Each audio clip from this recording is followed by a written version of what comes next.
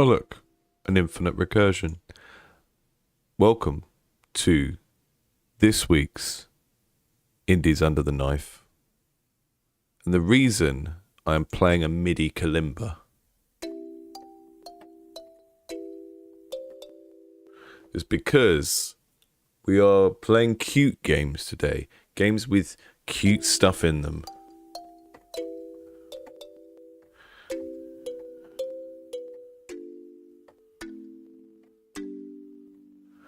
Cute games with cute stuff in them.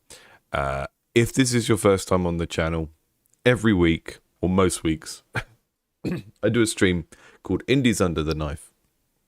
Because this is the Indie Game Clinic, and we are performing surgery on games. So people send me games to look at and review while they are working on them. So one of the rules of Indies Under the Knife is if your game is up for sale, if you've released it commercially and you're asking people for money on it, whatever platform it's on, then it doesn't get to come on the show. Because the whole point of the show is for you to get feedback on your games while you're still working on them, while you're still making changes before they go to market. And I have this massive spreadsheet here, which you can only see this week's stuff on. But if I were to unhide these, you can see actually over here, if I just shimmy over a little bit. Well, just move my camera over here. You can just see over here, this is 4 columns, and then we've got like 75 or 80 games in the queue, which is why I do 4 a week. I used to do 1 at a time, and that was unsustainable. I couldn't get through people's games fast enough. And so I've switched to doing this model where we pick a theme each week, and this week it is cute stuff. So all of these have kind of cute animals or something cute in them. And I'm going to be starting with the 2 games that are on Steam, which is The Herd and Fruit and Meat, and then Control Yourself and Octo Jump over on itch. And I will be posting links for these as we go. There should be links in the stream description already, but we shall see. So let's take a look at The Herd first. And my kalimba is still plugged in, so we can kalimba it up as we go. When I work out what key the game music is in. This is The Herd.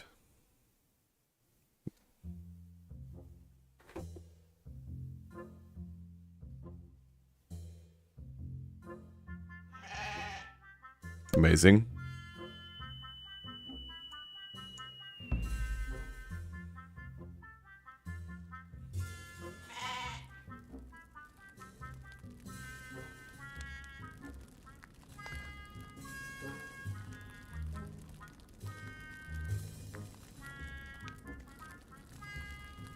Uh-oh.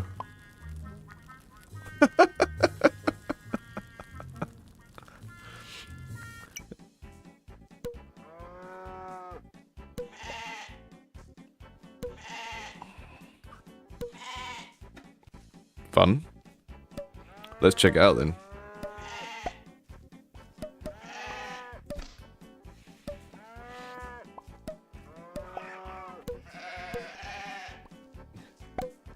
So we've got, I think this is going to be a Lemmingsy type thing, where we have to try and save as many of the herd as we can. You can see here, there's a mode over here that says save them all very hard.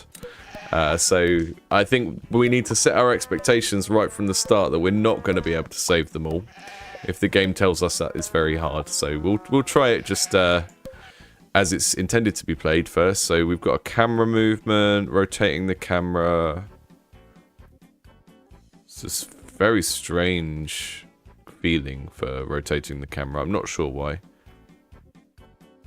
I think it's because on a game like this, I would maybe expect it to rotate around the middle, but I'm not sure.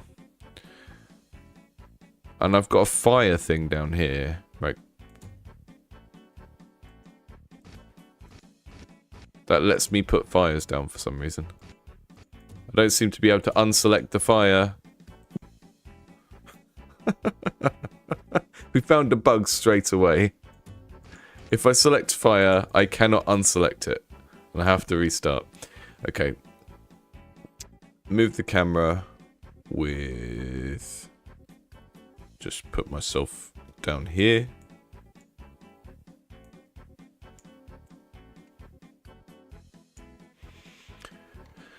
Zoom the camera, release this button to... Click this button to release the herd.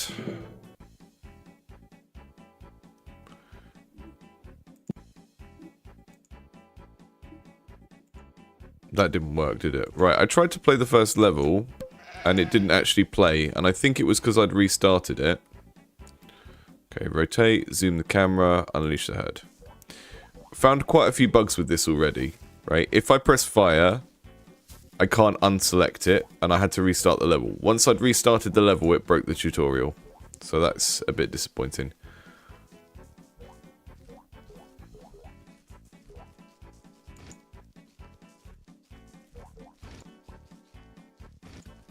It says they'll try and avoid the fire, but not if you put it right down in front of them. Okay.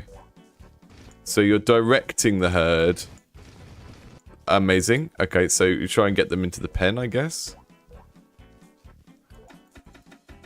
And you can slow down time like that. This guy's stuck on a rock.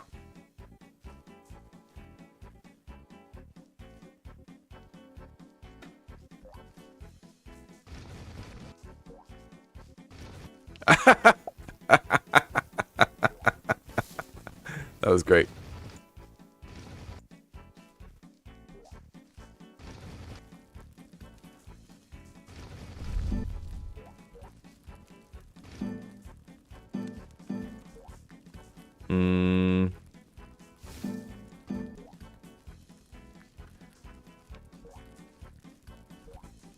Very slow recharge on the fire, considering it's the only tool I've been given. So now I have a whole...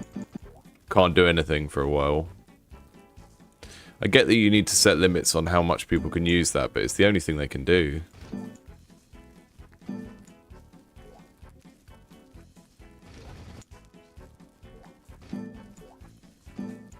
Guys, you're not giving me a good experience in my first level of this. That's good. Right, there we go.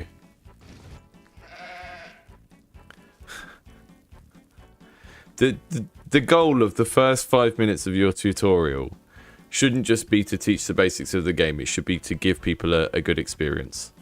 And I'm not sure I had one then. Right, you now have access to fences. Yeah, I am selecting them now.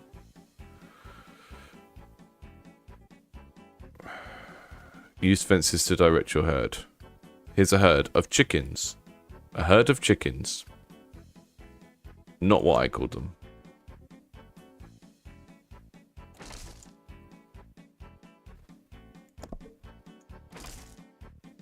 Ah, I see. Okay, so they're going to go that way. The camera turning is very, very strange in this.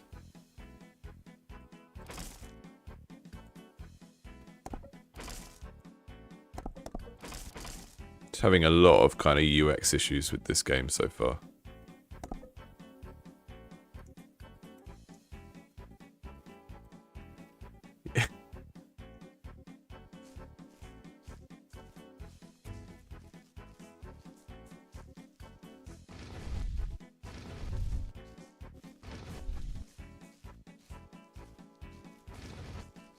Didn't need the fence in the end.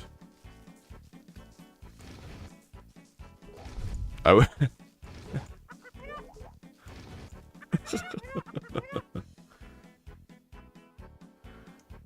Yes, so Nadir in the chat said is the camera is pivoting like around the point of the camera rather than around the thing you're looking at.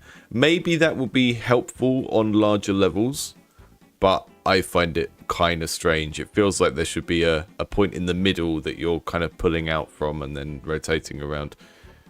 Very, very unwieldy. I had 3 fences, but I didn't need it because I used the fire. Right, we've got launch pads now, so we're going to have... Yeah, the camera rotation is really horrible. It doesn't do what you'd expect, and it's really, really kind of slow to...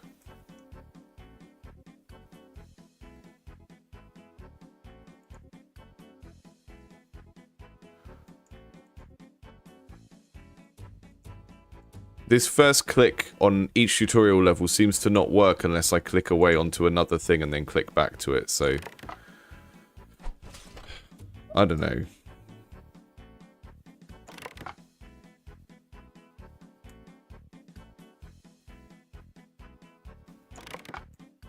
And tilt them inwards. This is a game where it's like, I like everything about the game design, but so much of the execution of like how the UX feels to interact with is really, really not doing it for me.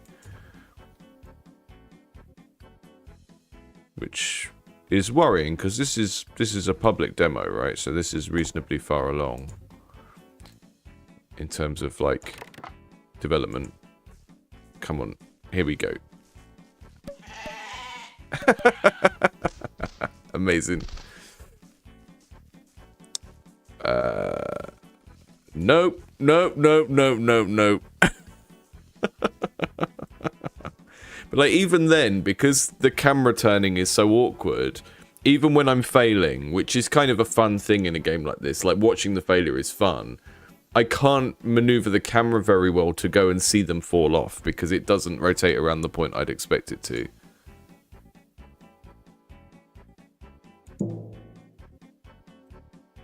So I think the rotation is horrible. Like, it's horrible to the point that it makes me not want to play the game. And I'm sorry if that's overly harsh, but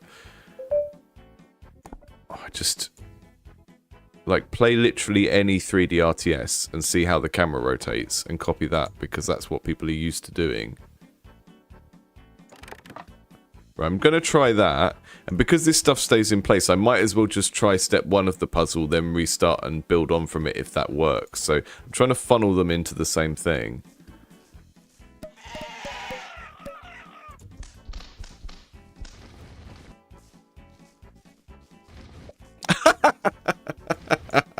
Put a fire down instead of a launch pad. The herd has been lost.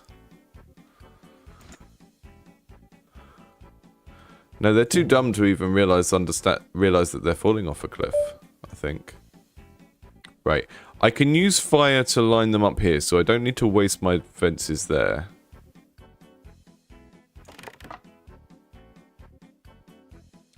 And then...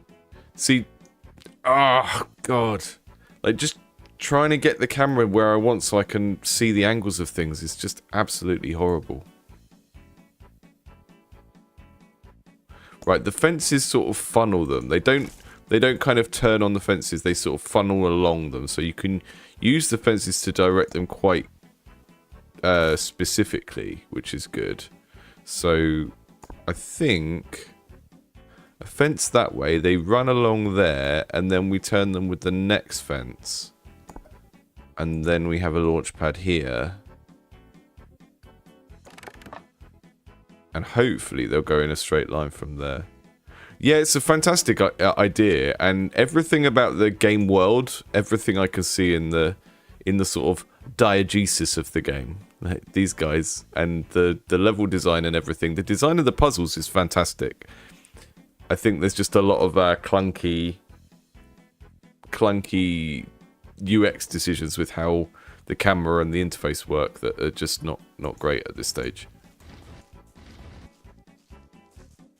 And these are things that the developer can see for themselves, right? So this is at a public demo now, and you're kind of wasting your public demo because there are loads of problems that you would have been able to see for yourself without even needing someone else to point them out, you know?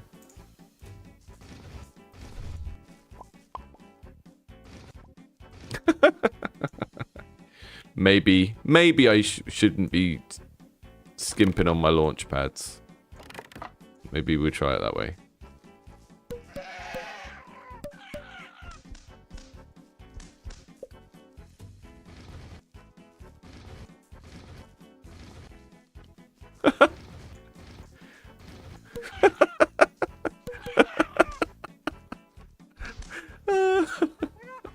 That's wonderful. We got 3 in. That'll do.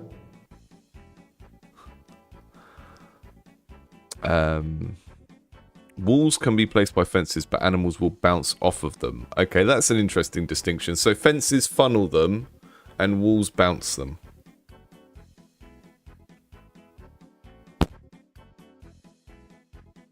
And here we've got some... And it seems like the animals maybe have different behaviors, but I'm not totally sure yet. Where have we got to get them to here?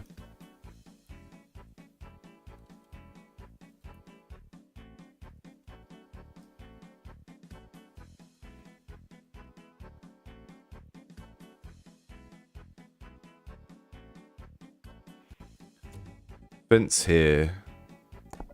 So as they round the corner, they get funneled through.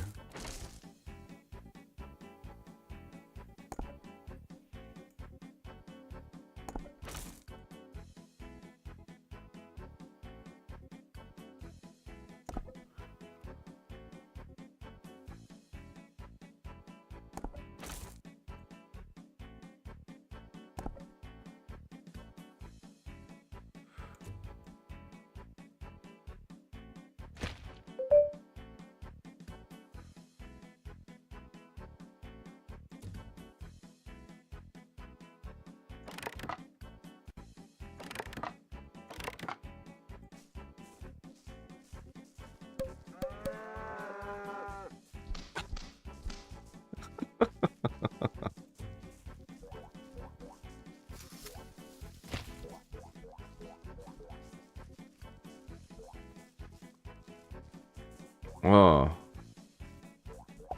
Go. Be free. Swim in the sea. I love the way they pop when they not die.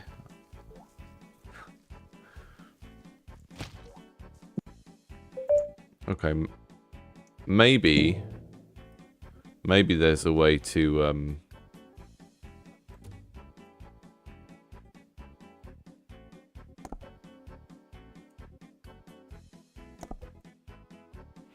And the problem is that I kind of want to play this like it's a Zachtronics game. And I want to find the perfect solution.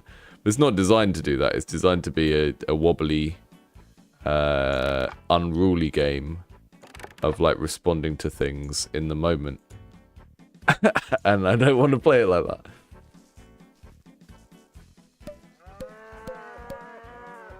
Yeah! Oh, that's not what I meant to do, but... Straight in the pool.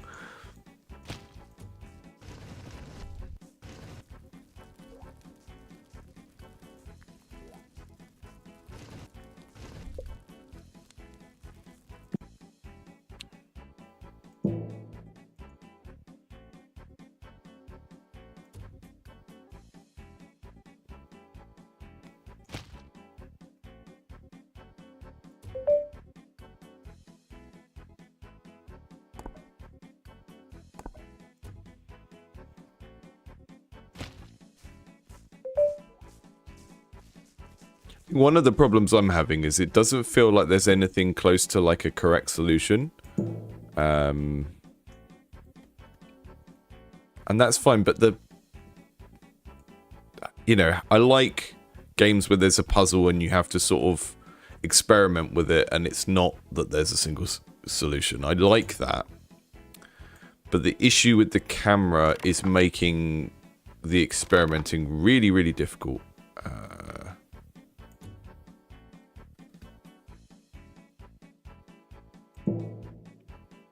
So they're all going to come this way anyway. They're not in any danger here. They will just run off. So maybe we can make a jump across here somehow. Like, put a launch pad on there. Put a launch pad on there. And then try and funnel them all towards the same one. The problem with the launch pads is I don't think they all get fired off. If you, if you use the launch pads and they all have to go through the same one, it doesn't work because they have to hit it at the right time when it's reset.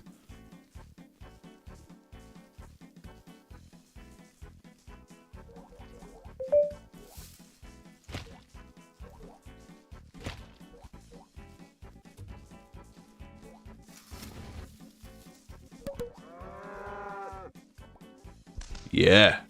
No. What are you doing, you fools?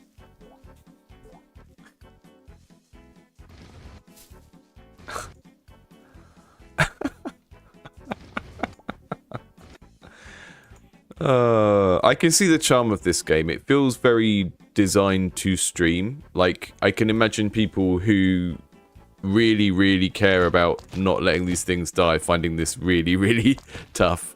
In a good, fun way. Right, I can't remove those by clicking on them, which is how they worked earlier. Again, just so many interaction bugs. So I'm gonna, for the last 10 minutes on this game, I'm just gonna have some fun with it and not try and play the game, because it's already hit a point where trying to actually do the goal of the game is unsatisfying, because all of these strange interaction bugs that I can't get around. So I'm just gonna do stupid stuff now. Right.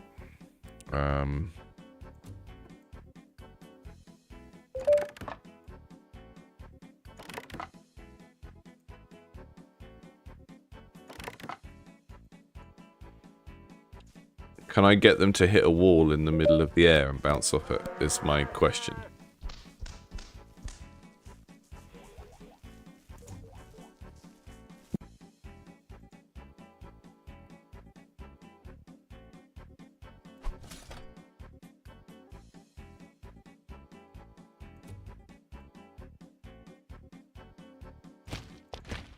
So every time I click on a wall, it just reappears above itself, which is not the interaction that I got with the fences earlier.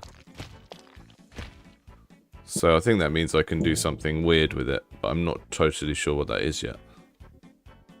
I just want to make a trick shot. I want to try and get them to bounce off of that. But they don't go very high on the launch pad, so I'm not sure if I'll be able to do it now. I think I've put it too high.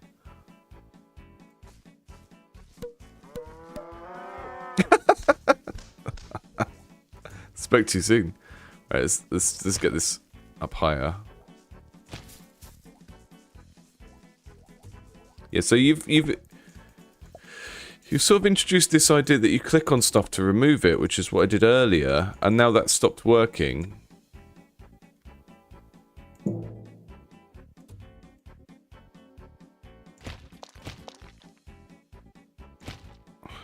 Like, I understand that a public demo is going to have some bugs in, but I wouldn't expect a public demo to be this buggy. Here we go. Here we go. And then, come on. Do my amazing trick for me, you guys.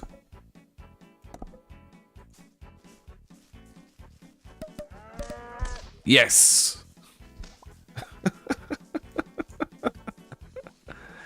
That's all I wanted.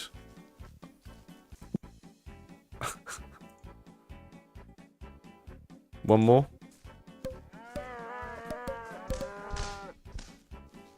Nice. The hourglass in the top right lets you speed it up and slow it down, which is a nice feature to have. I quite like that.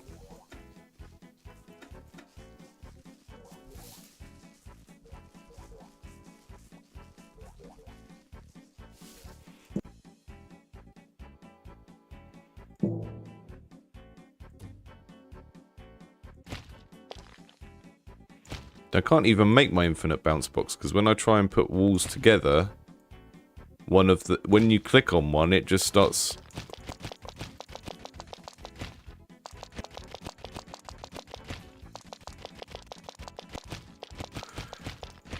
Last couple of games from the collab jam, probably today. I will schedule it and put a thing up on the homepage so that you can see it. So yeah, we should be finished with that today, and then I'll make a highlights reel of just like 30 seconds of each game or something like that once we're done. I'm so impressed with some of the stuff that's come out of collab jam. It's really, really varied. Some games that are really funny, some games that are really neat ideas.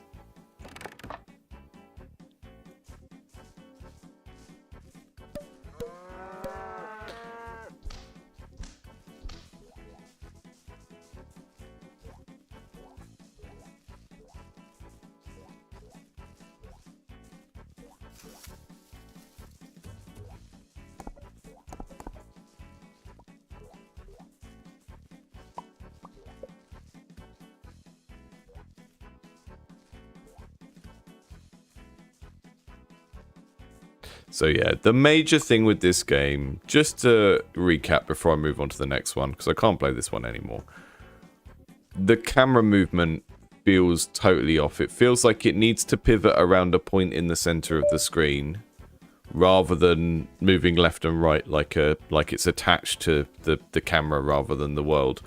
This is just not a camera rotation thing that anyone would expect from this game. And it makes it really hard to do the reactive stuff, like using the fire or like zooming in to see where one of them is going or anything like that.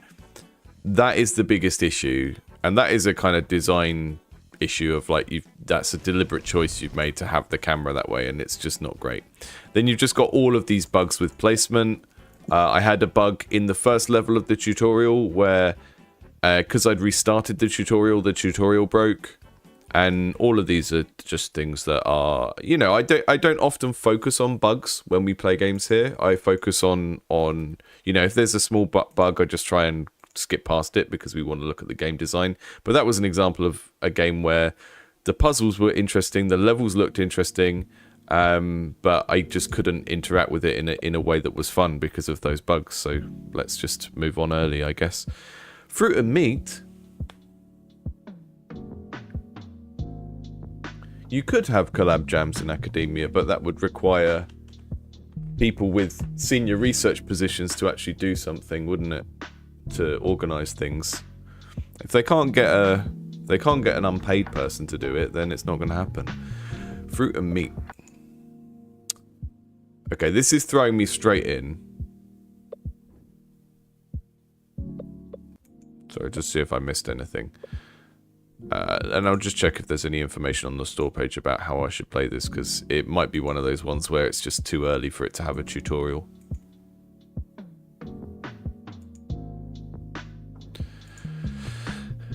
It's an auto battler, okay, so it's a Dota Underlords type thing. Let's see how this works then. Apple times 3. HP 3 melee, avocado times 1. An avocado is a ranged unit, naturally, as you can see. It's got its little stone that it's going to fire.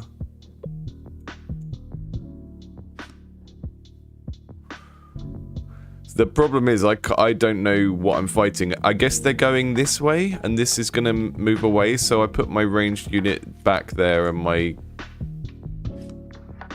melee unit there. Oh yeah, okay, so they do go left to right.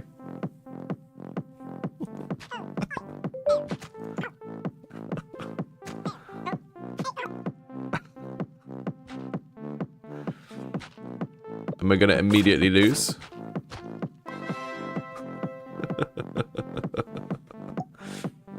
I want another avocado. It's the problem with millennials. It's why we can't afford a house, because we always choose the avocado.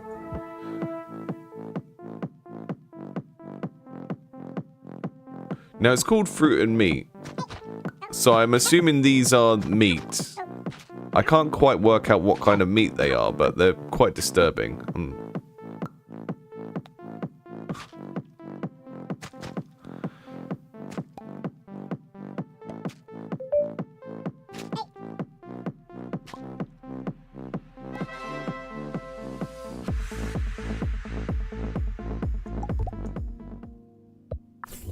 So I've got a bomb spell now, which is something I can do during the match, I think.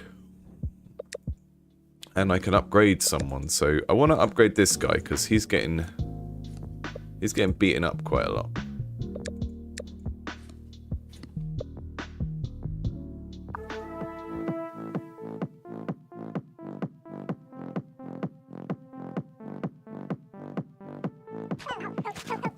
I quite like the music, but I don't... yeah, I'm not sure if it fits the art style totally.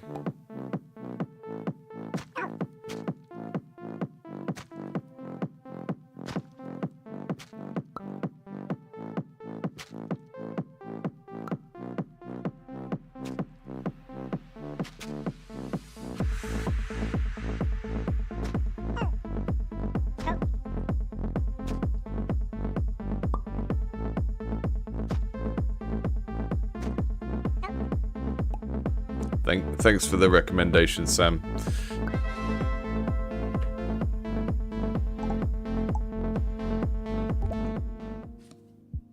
Yeah, when something like a camera is like a technical issue, then it's difficult, isn't it? Because it's hard to just say, well, this should be like this, and you don't know how hard that is to implement. But you know, the starting point should always just be make it work like other games work.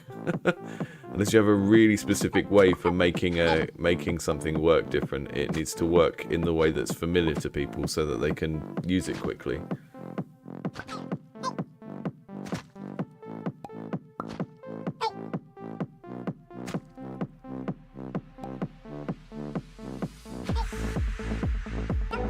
This is a very harsh start. Very, very harsh start. So am I supposed to be upgrading people more? Can I upgrade you? I'm not getting... Oh, I forgot to use my bomb, didn't I? Okay, that's what I need to be doing. So... using the bomb and not forgetting that the bomb exists.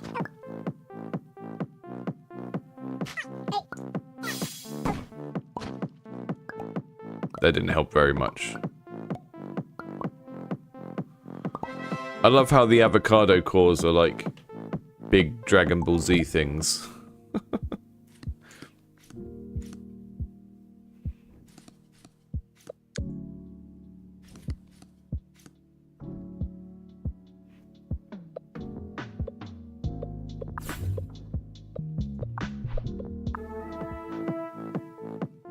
It seems like you get your lives replenished if you don't lose one, but I'm not sure.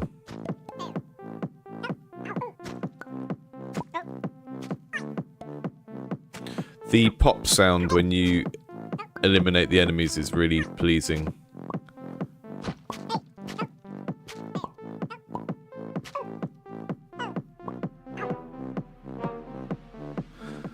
The enemies are quite disturbing.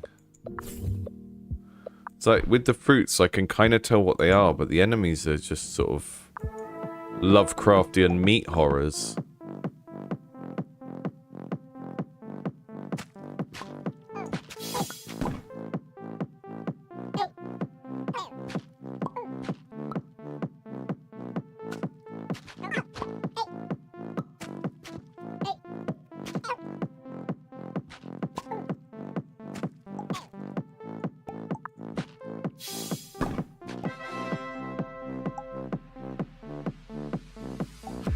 Got a strawberry finally.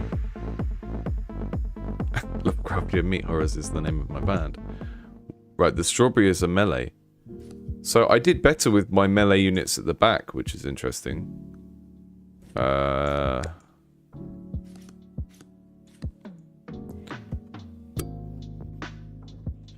feel like I'm struggling to be aware of how many coins I have, even though it's right here. And I think having all these zeros doesn't help. It sort of indicates that that is going to get to a point where it needs all of those extra digits, which, if it doesn't, then it feels misleading. Okay, I seem to have a method that works now. Oh my god.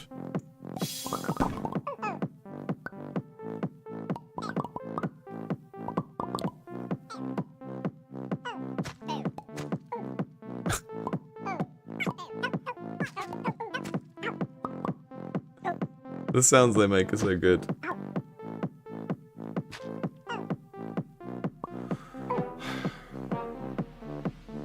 How about we avocado-don't? Let's try something else.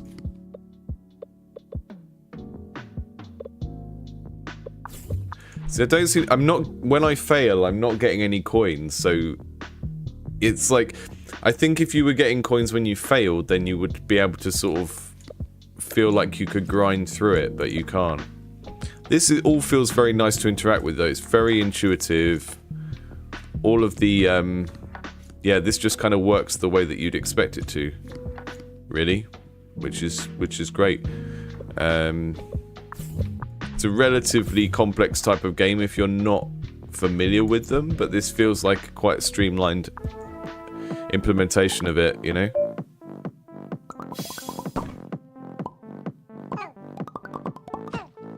strawberry's useless. It sort of dashes through them, I guess.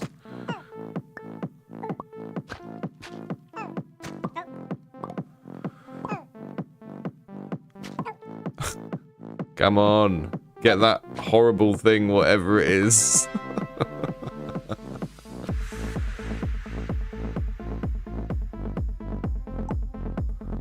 What is this? What did I just get? And where has he gone? I thought... Did I just, like, throw away an option? Is that what just happened? Ugh.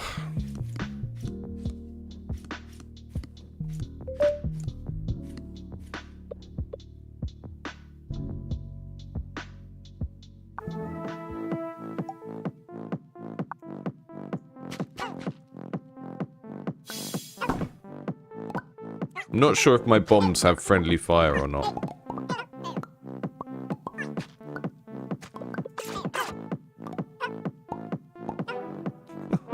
Let's sped it up.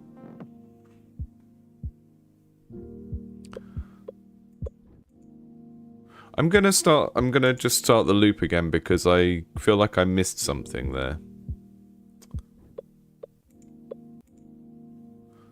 Left click for drag drop card. Okay. This is very kind of fleeting. It's very easy for this to go away before you've seen it and know what to do.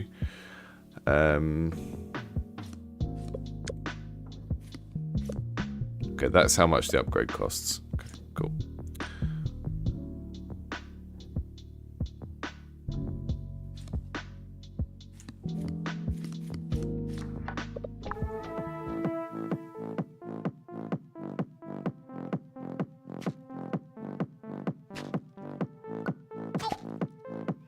Yeah, that works, because he kind of kites them and then moves back.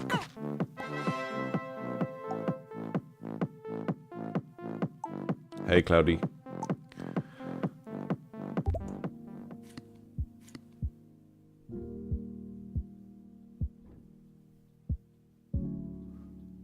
Yeah, the ranged ones sort of kite them and move back, and that kind of actually works having the melee units behind them, which is unusual. It's not what I would usually build to in a auto battler.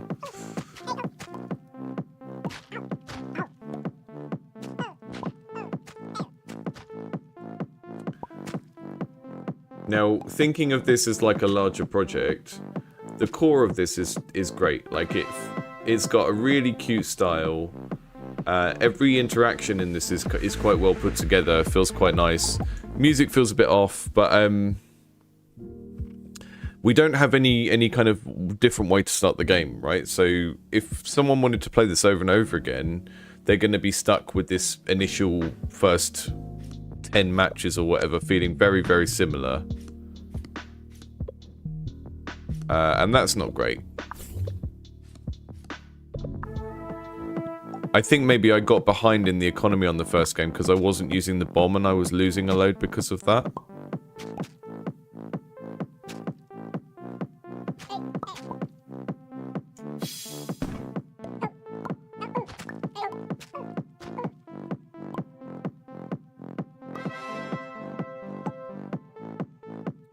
Let's get another apple. We're gonna do a pincer movement like that. And I'm not gonna upgrade anything. I'm gonna save my coins, and when I get the strawberry, I'm gonna upgrade the strawberry instead.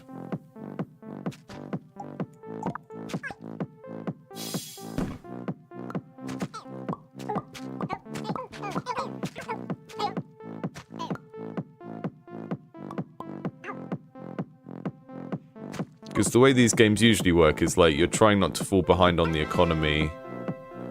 And if you fall behind on the economy, you're going to die and you're going to have to restart. But the issue it has is the setup is always the same. So unless you have some like variation in what you start off with, then it's going to be quite dull for people to play multiple times. Yeah, the apple was really shaking it.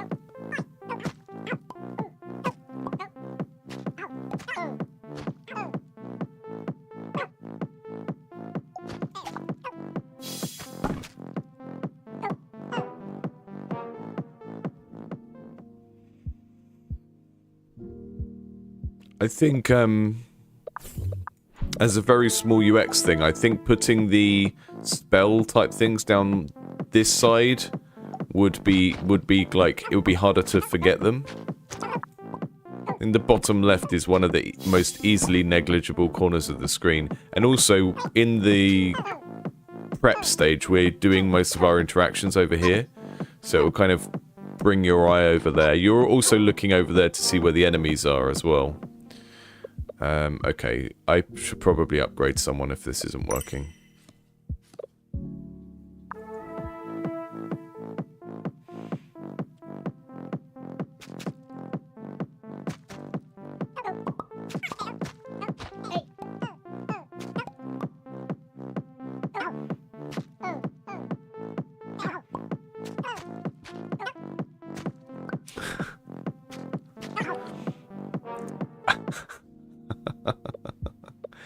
I'm gonna give this one more run, and I think it is helpful to think about when we've got a demo like this and there's a wish list. It's like, what would it take for this to become a click on here? I like this game, but I don't think the demo is doing enough to convince me that the full version is going to have enough stuff in it, because we're not getting variety when we restart it. And this type of game, like on Auto Battler, is very, very built around like content variety, having different stuff to pick. And the demo, I get that a demo is going to be limited in its content, but it should at least show us that there is some variety here, you know? If we had 3 potential starting units, if we had an apple, a banana, and avocado, and each time I played it, I got 2 of those 3, then it would create a sense of like, this is different each time you play it. And that would at least convince me that if I wishlist this to try and get the full version later on, then it is going to have enough variety in it for a game of this genre. But it's a bit worrying to, you know, have a loop of the game that just doesn't have that variety in it at all. Maybe there's something on the Steam page that says what the planned additions are or something like that, but I don't know.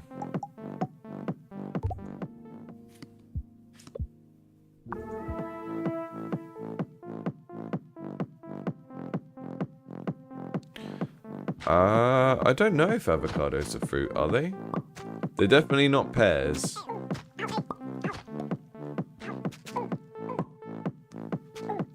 I like the avocados though, because the way that they turn their stone into the projectile is cool.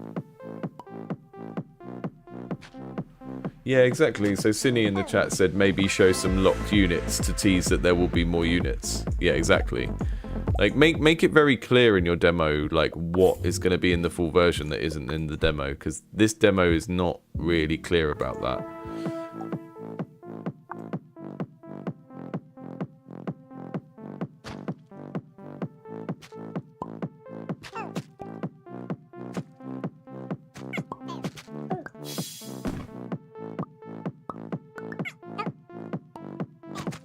They are fruit. There you go. I think they can be honorary fruit for the purpose of a war anyway, you know? It's like mercenaries.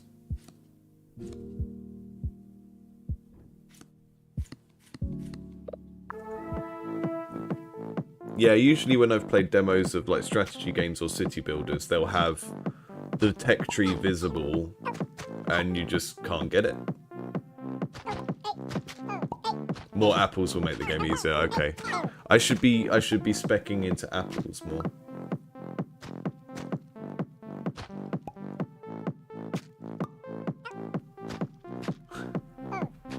Forgot my bomb again. Come on, you can do it. You can do it. Yes. Lone Rambo avocado.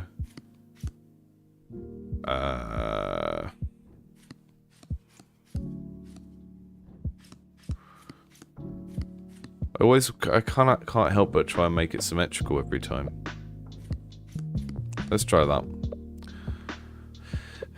And I'll upgrade one of these apple. Oh, I can't.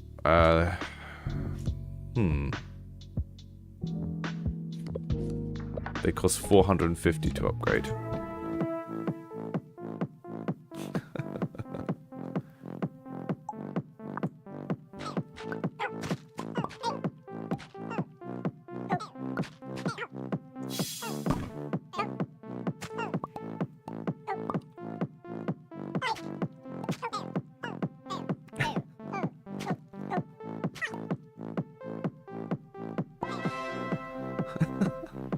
We're pivoting to apples, guys.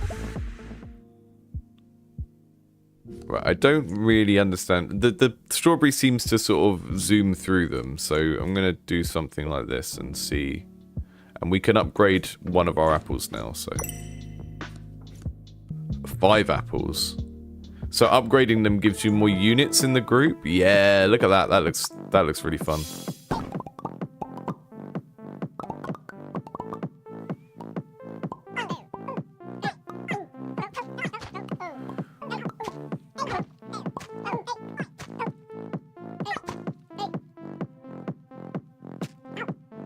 I do like the fact that upgrading them gives you more of them because it just makes the whole thing really visually satisfying to build up. Sort of reminds me of the battles in Avianos on UFO 50, where just you've got loads and loads of little guys. It's always a nice thing to see.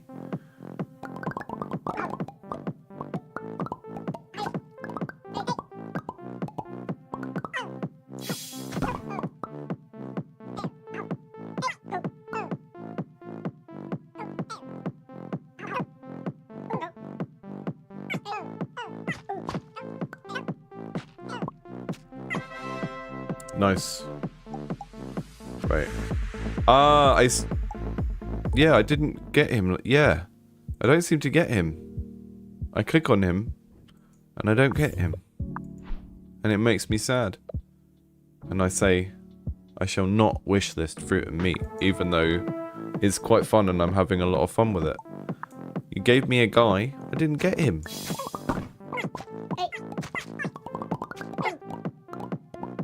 I couldn't tell what he was, some sort of melon. It's like a honeydew melon.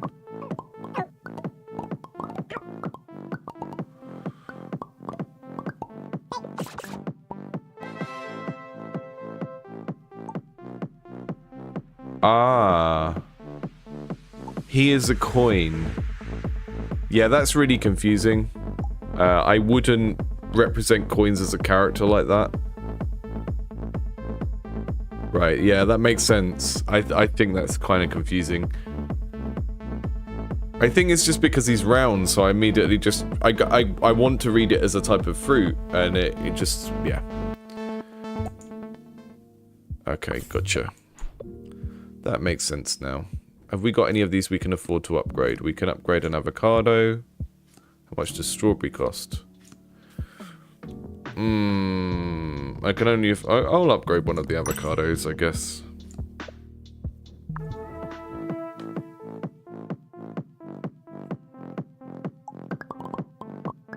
I do really like that the upgrade focus is on adding more to a squad.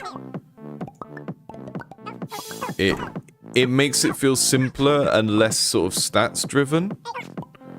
Because you can sort of understand how strong an individual unit is and just get more of them, and I like that. It kind of makes the whole thing feel like a more casual version of Dota or whatever, which is what it's going for. Does that mean I've got 2 bombs now? Excellent, wonderful. We love having 2 bombs. Can upgrade my other avocado. I'm gonna put it back there now to defend them, protect them. Push these guys forward a little bit. No, actually, maybe we'll go that way so the strawberry is further back.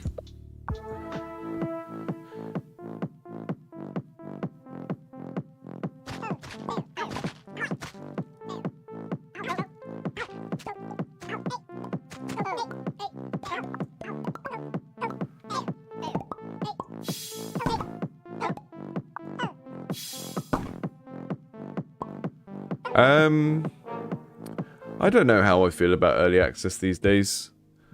I think it depends, like, you know, you said you finished it, then, I mean, that sounds like there's a full experience there, and when they add stuff, you can come back and play it again with the new stuff, so that's okay in my mind.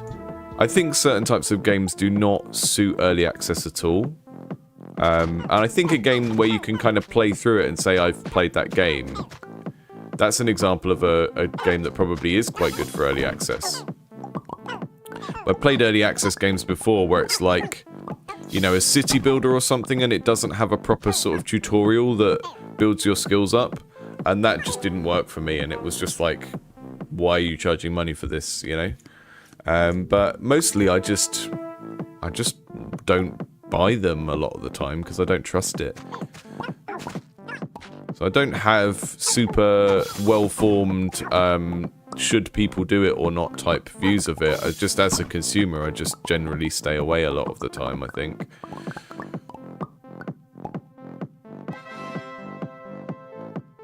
I think I'd rather give a developer like a certain amount of money on Kickstarter to support them making their game than you give them money to play it early on, I think. I'd rather just pay for something and then it comes out when it's done. But that's a personal preference thing. It's not like a, you know, what I think people should do generally type opinion, you know? You can downgrade them to get money back as well. That's interesting.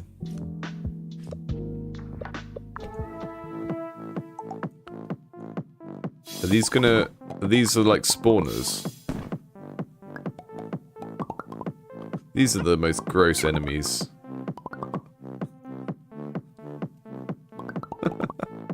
Don't know how.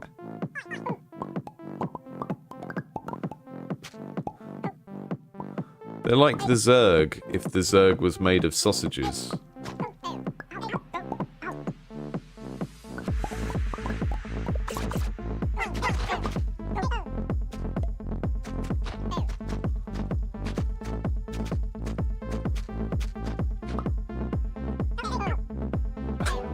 Ah, so close. Right. Is there a way I can do anything with my layout to counter that? I probably can't, but I'll wedge everyone a little bit closer together down here.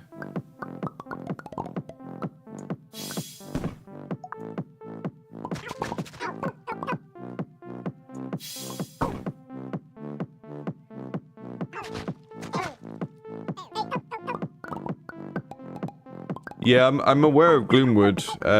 I sort of know the developer, or used to know the developer. I did some test music for it years and years ago when he first started working on it. It's still up on my SoundCloud somewhere. Yeah, someone else took over the audio in the end, but it was yeah, it's a cool game. I just haven't played it since it got more developed. Played very, very early demos of it where he's just working out like the different types of enemies and stuff.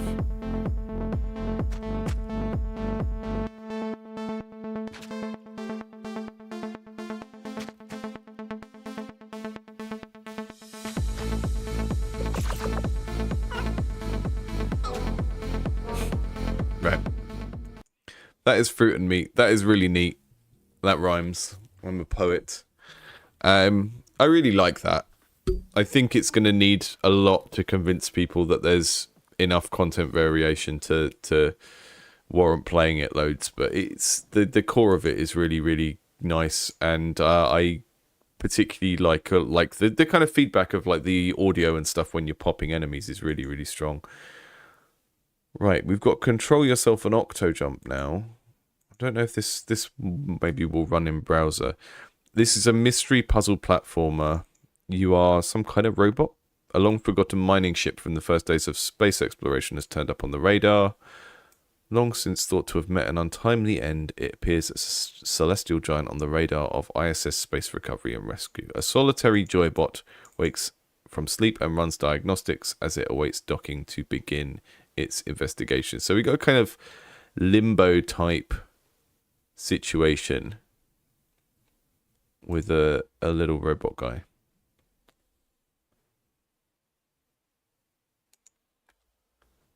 Yeah, this is a stream with submitted games, Sojourn. So they are games that have been sent and have been waiting for ages because there's like people saw the spreadsheet at the start. There's like 80 games in the backlog for this stream. So that's why I do 4 each time.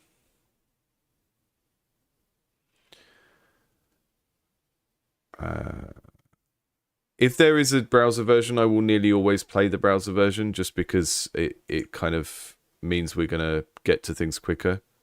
Controller, okay. Grab. Hands. hands. Double tap on lock to grab.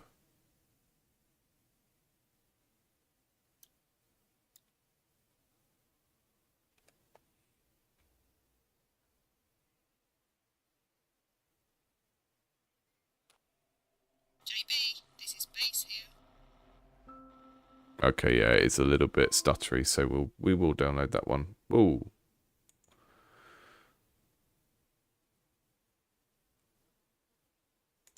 Sorry, let me get that demo back.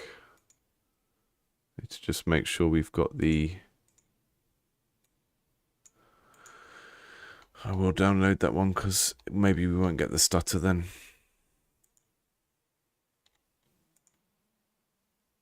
I would say if the online version is not going to run great, then maybe it's better to just not have it. Let's download the demo of Control Yourself. It's only going to take a moment.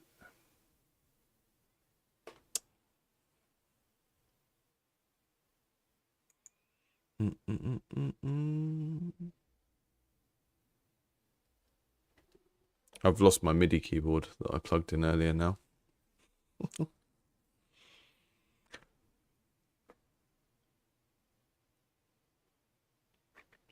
Why is there not more Thief games? I don't know. I think it's because when you get games with decent sort of stealth implementations, it tends to be part of a larger system. But yeah, I stopped playing Kingdom Come Deliverance 2 because I enjoyed it when it felt like Thief. And I got bored doing all the other stuff. And I just wanted to play the stealth parts of that game.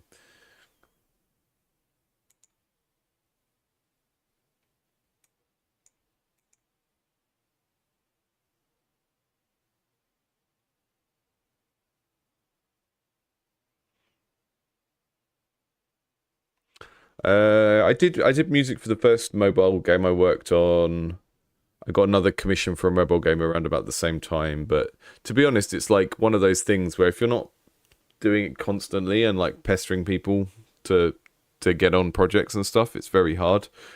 Because a lot of the work is just finding the work. That's what I tended to find. But yeah, I think if you're a developer and you're looking for musicians to work with, you don't really want a generic person. You want someone who's got like a particular thing they do. So I can look at a game and go, oh, I could make music for that, but it's very hard to do it the other way around. Hi, developer of Octo Jump. Here we go. Okay. Let's see if this runs a bit smoother, because we got jittering when we tried to run it on the web version. No, much better. As usual, I will be with you via comms to assist with the mission. Today's first task is boarding this old mining ship. Let's quickly test out our main systems, and then you can proceed aboard. Can you grab your leg control and walk towards the target ship's entrance? Wait, what do I do to do my...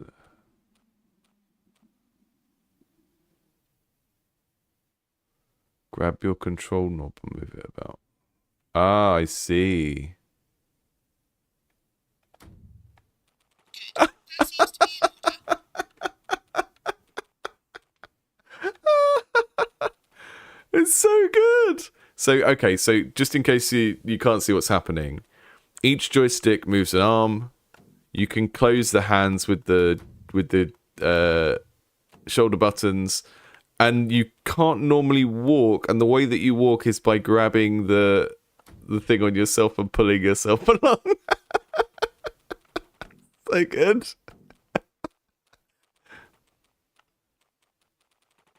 And there is depth, so you can walk backwards and forwards in the scene. So it's not a kind of two-dimensional platform, there is a 3D space we're moving around in.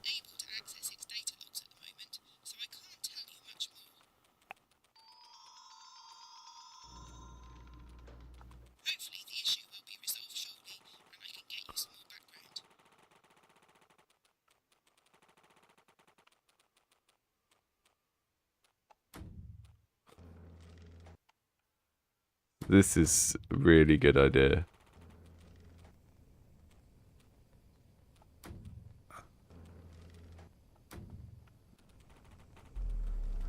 The amount of light. Access the ship's terminals and see if you can get any useful data. The amount of life given to the character as well. Like the way that the eye tracking works, the little lights on the antenna. It's just really, really lovely.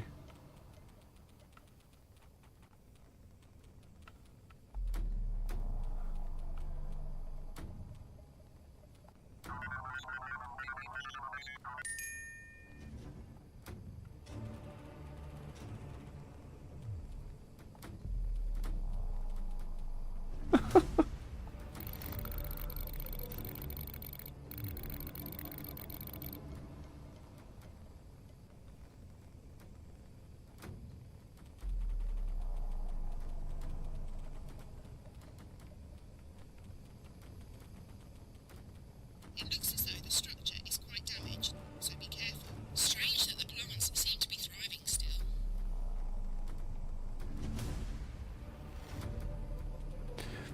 The voiceover is a little bit harsh in terms of that effect, so I think I'm going to have to go out this way and round.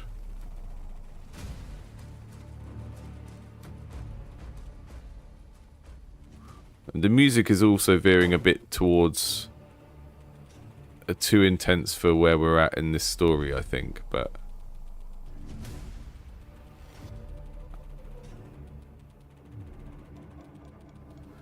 the feeling of momentum as you pull him around is really, really strong as well. It's good.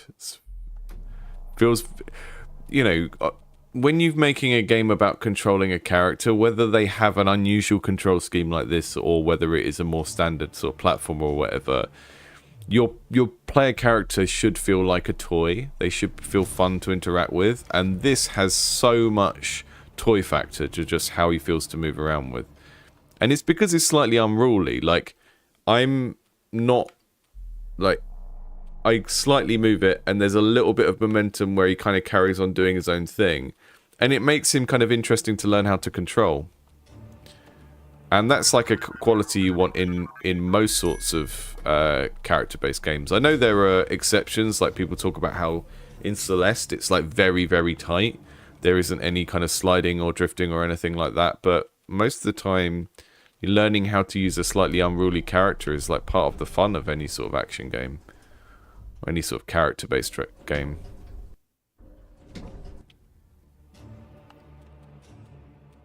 That felt reasonably smooth to do as well, which I imagine is not a easy thing to build.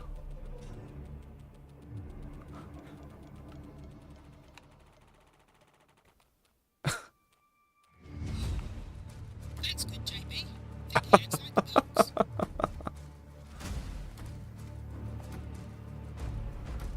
Like, look how quickly I've learned how to do that. That's a totally new thing. And it's just so intuitive. And I am famously not good at any sort of action game on here a lot of the time. Okay. 2-5 snail. Ah, okay, okay, I see.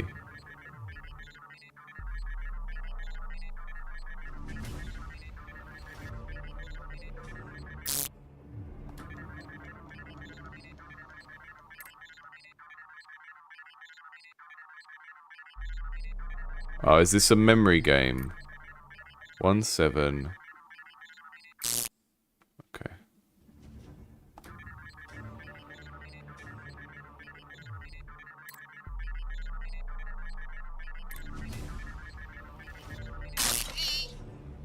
JB, are you okay? Oh dear. Contact.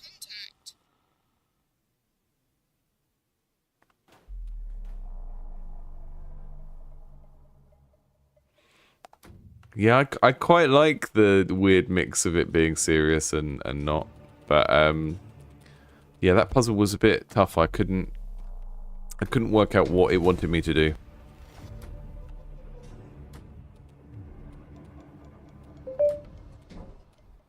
I'm not close enough.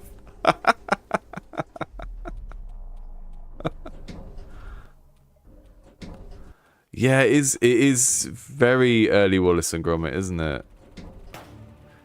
I mean, yeah, they had very, very dark lighting and stuff in those. I'm particularly thinking of the penguin. Oh.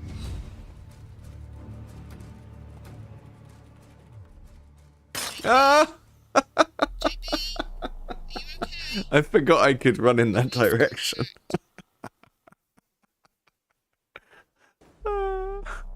Poor JB.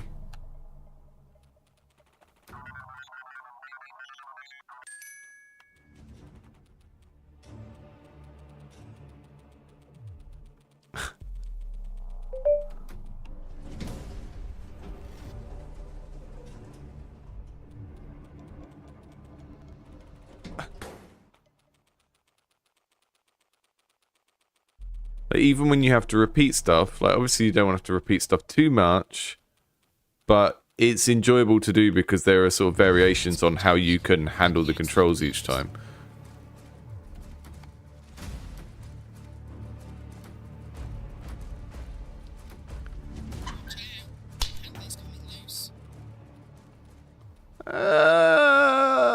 Wanna go up?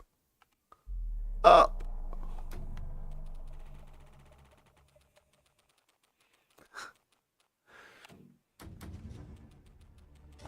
It appears to be locked. You will have to crack the code.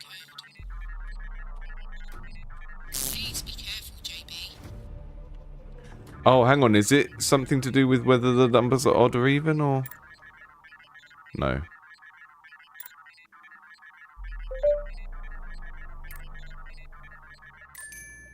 Excellent work, JB. You are in. Yeah, that felt very random. I'm not totally sure how I solved that.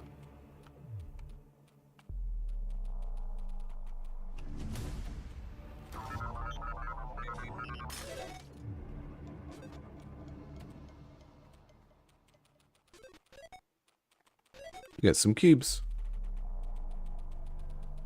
The order the numbers appear. Ah, okay.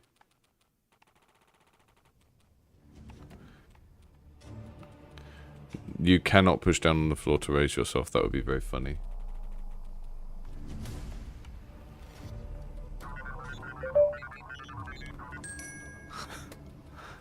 Ugh.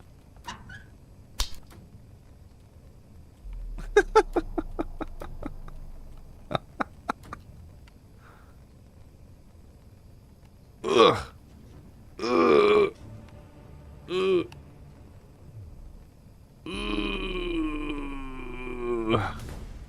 Yeah, I would say generally if people solve a puzzle without understanding how they did it, it may be a bad sign. But this is why puzzle design is hard. Oh. JB, are you okay? No, I'm not. I've lost contact. I'm dead. I've been obliterated. Okay, we haven't gone back too far, so that's nice.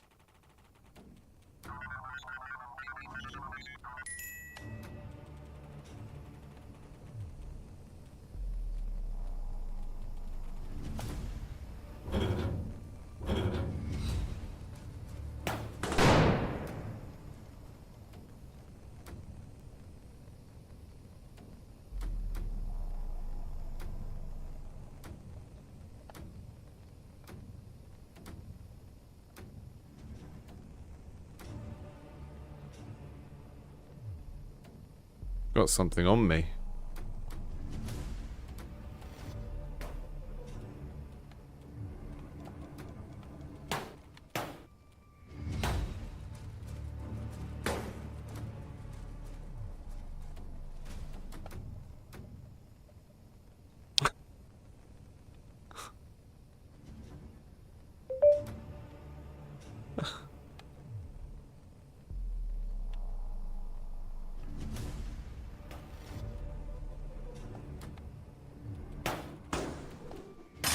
Oh. I couldn't see where to get to from there. I've lost contact. I think that death message might need some variation, or to not happen every time. It gets quite irritating when you're getting it repeatedly from like dying in the same place.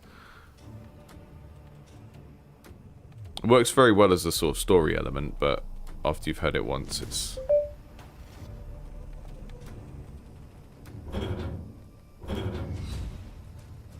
hang on.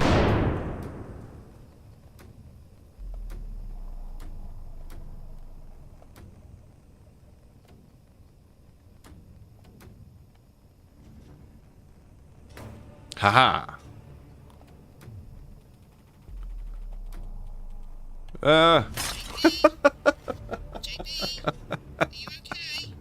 I didn't properly let go of my movement handle and then ended up walking back off the pipe. Oh dear.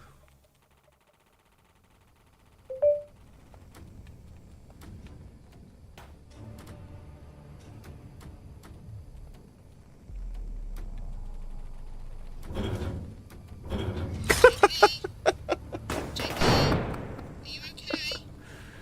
I've lost contact.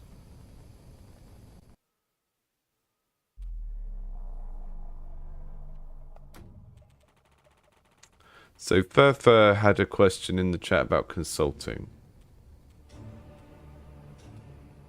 General dev, systems integration, optimization.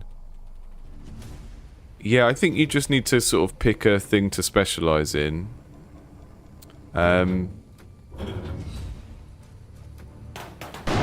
It's difficult though, because you know there's that business saying of like sell to the rich, and often indie devs don't have the money for this kind of stuff.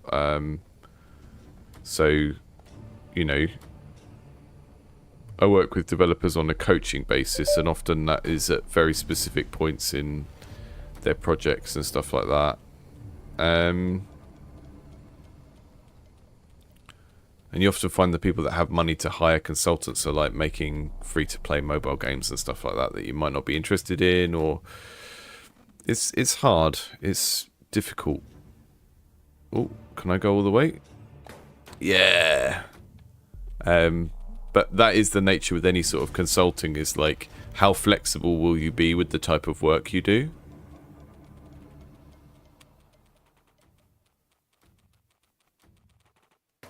Like, I reviewed someone's GDD recently, and it was a mobile game, and it was free-to-play monetized, and I would just sort of send them a disclaimer saying, look, this isn't really what I specialize in anymore. I've done it. I can give you decent feedback on this, but this is not really what I do, you know? I'd like to be able to say no to that kind of work, but I'm not in a position to say no to it at the moment, so...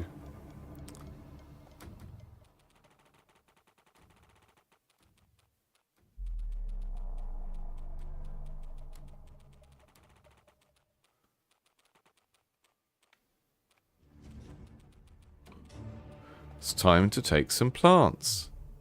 Oh yeah, oh yeah, oh yeah.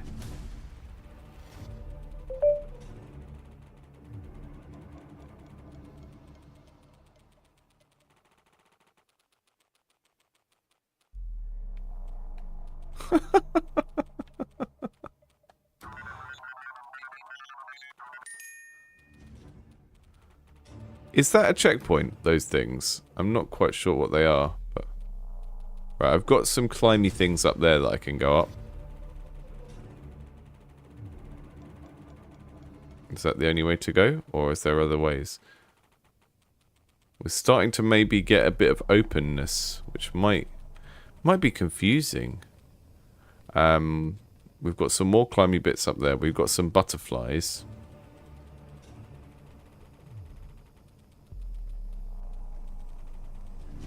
These look like they have handles on. In this environment, certain items may not be safe. Ah! Ah!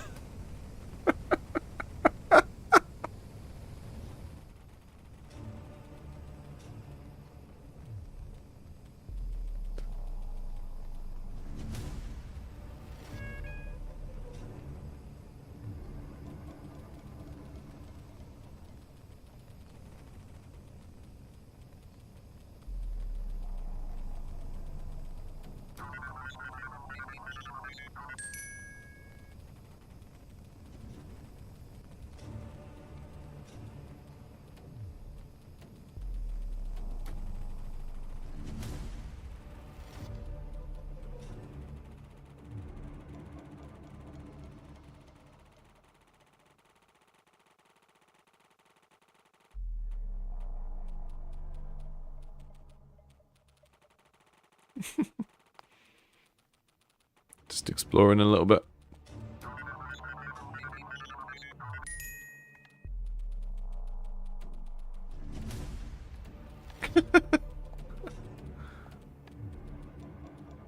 Ah, I see. Okay.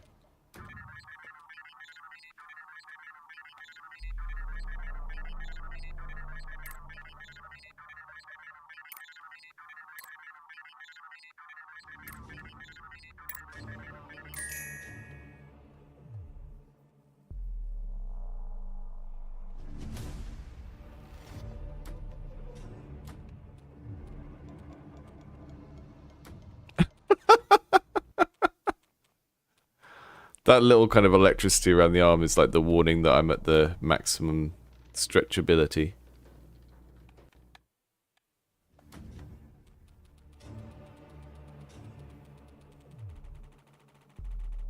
No, no Naruto run, unfortunately, because the you have to be using one of your arms for the...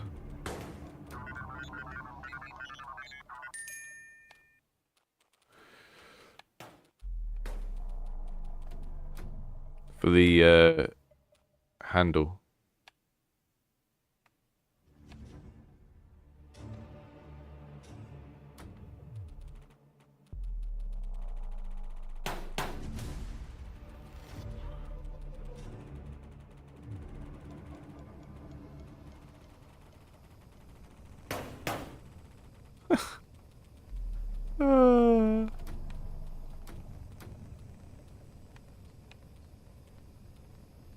Okay, so I could see this bit earlier, but I wouldn't have been able to reach it unless I got up here first.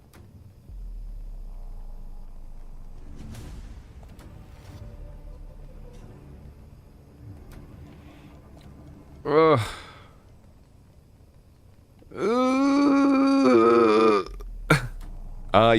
You can sort of let go and then grab the thing you're already grabbing with the other hand, which is very intuitive.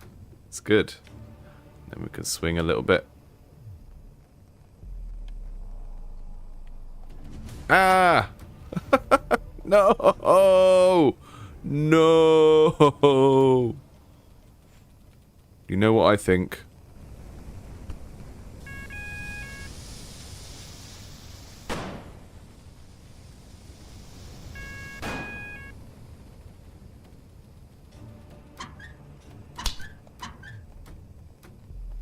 So you do get one chance to go up that way and then they break. I think maybe I need to be holding my... I can't hold my run handle while I'm in the air like this. Ah, I see. It's always going to be hard to judge, like, the lighting of a game like this and how hidden things are supposed to be, you know? Because you can just about see these, and then the ones underneath there, very, very difficult. Oof.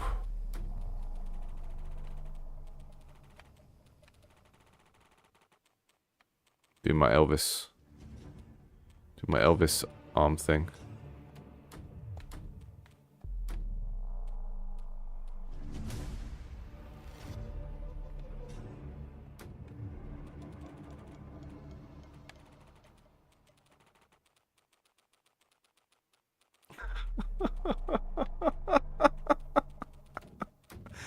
That's so good.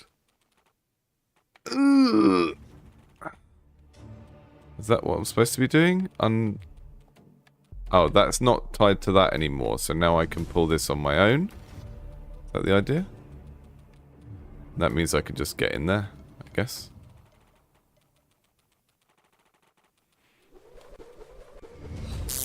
Ah! Please no zappy. Maybe I need to push it in there.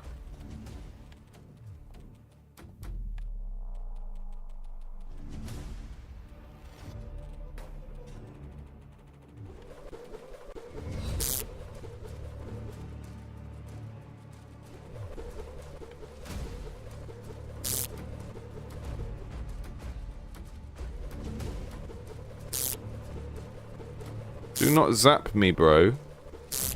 Do not zap me. Oh, he's got a little health bar on his tummy. JB, are you okay? Only just noticed that. I've lost contact.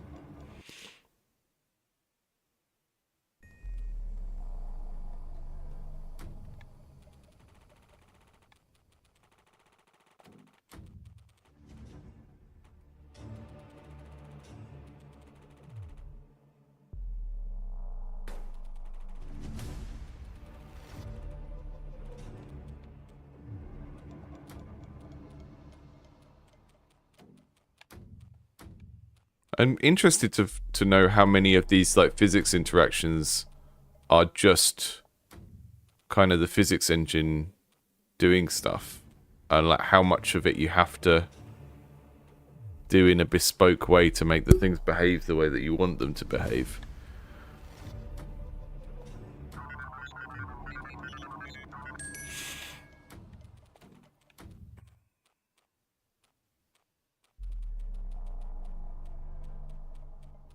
Right, there's a hook up there. There's a thing there that hurts me.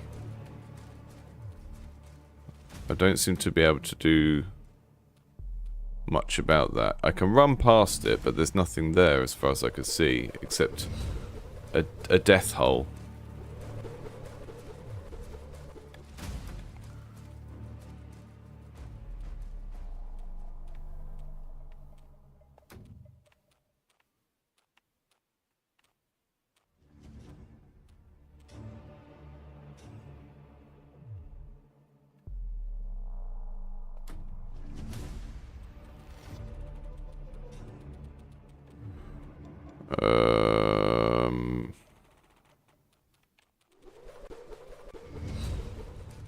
Can I just stick my hand in there? Stop that. Stop it.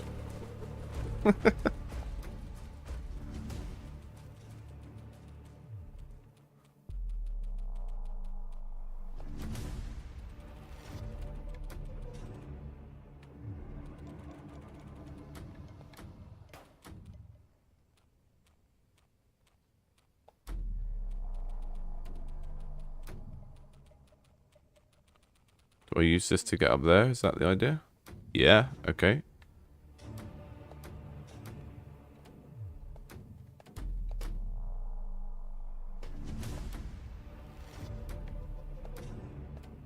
Like the feeling of letting go of something and with one hand and grabbing it with the other, it's really, really intuitive.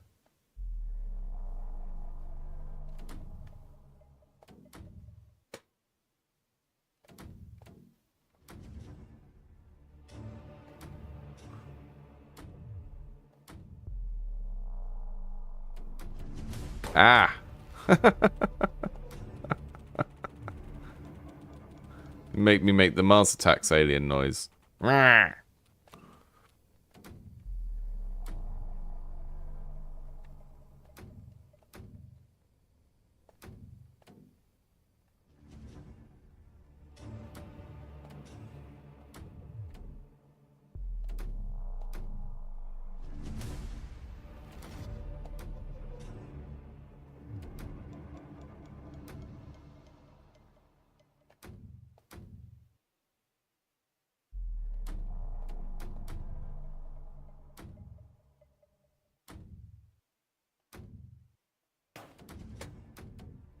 Oh. Maybe I don't need to go up that side. Maybe I'm just going on the wrong side of that anyway, so... the way he looks like a kind of toddler reaching up is really cute. Come on, JB. We can do this. We're not going to try and get that little fire extinguisher rocket thing. We're just going to go the other way this time. Even if the shinies are over there.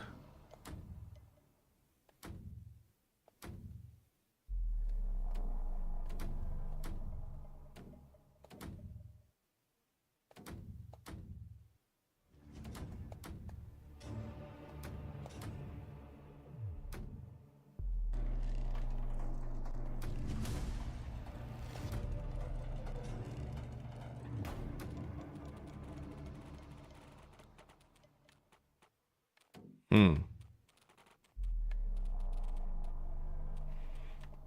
Okay.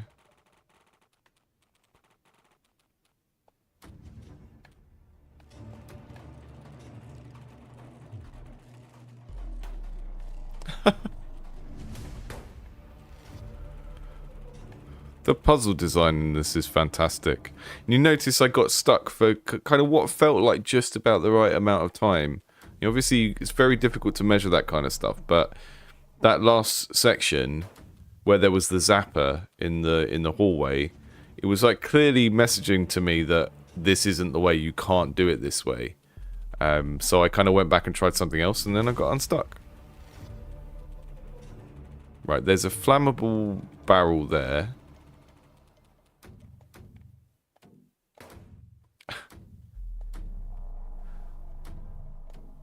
There's some icky sticky up here. There's some sort of alien spider web, which I'm a bit worried about.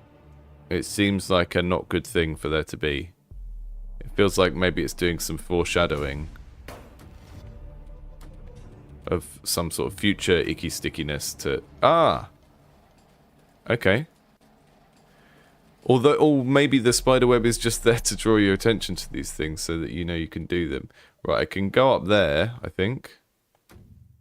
All of these kind of movable puzzle elements, there's such a good use of the core mechanic, and like the way the core mechanic feels good to use in different situations, like reaching for things, moving while using the arms, all of that kind of stuff.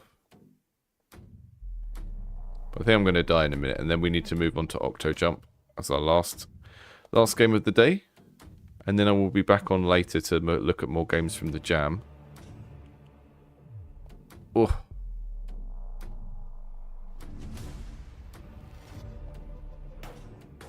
Ah. Ah.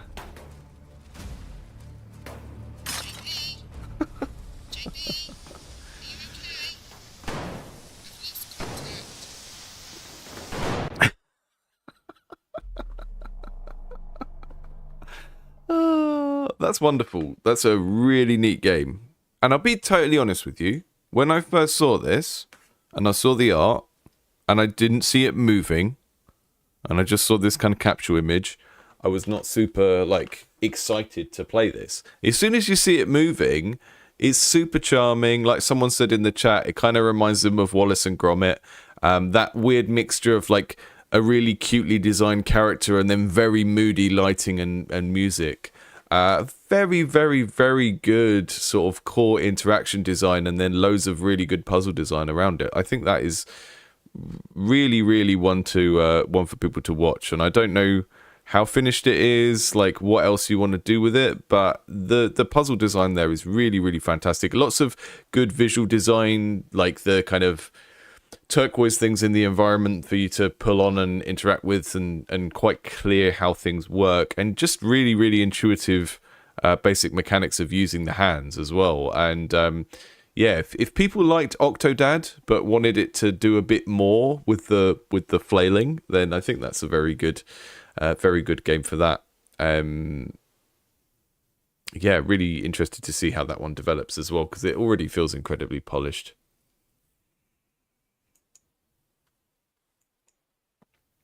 Now we're going to check out Octo Jump. And I'm just seeing what's going on in the chat. We've got some more talk about freelancing stuff. Yeah, Fiverr is a good place to start. It can be a bit difficult to learn how to use. But if you're doing something like that, it is a good place to start.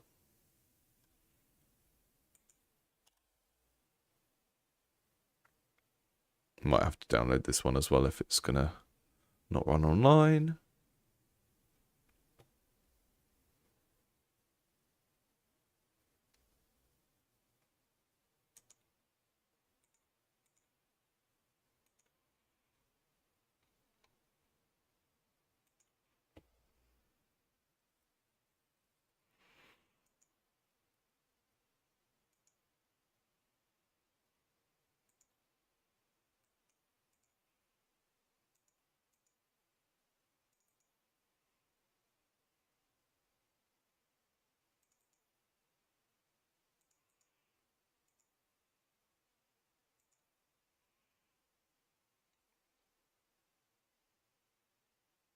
jump, double jump, and hover. And we're collecting ink bottles. Okay. We're an octopus who can jump. I think this might be one for a controller.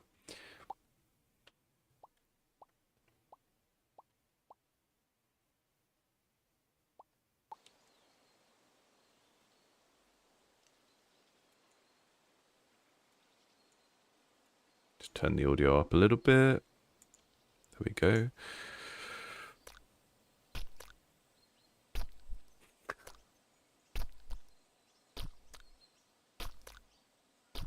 Got a nice variety of splat sounds when he lands. So I don't know if you're watching on a smaller screen, you might not be able to see it, but there's lots of little inky bits that pop out when the octopus lands. Nice visual tutorial.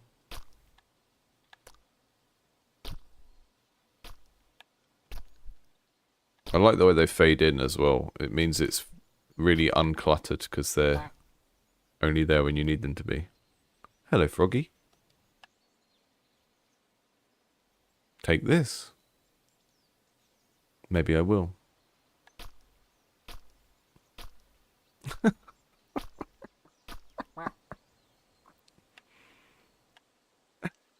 I take this. I don't know what it is. I don't know what I want it. What? Ah, okay. It's my hoverboard.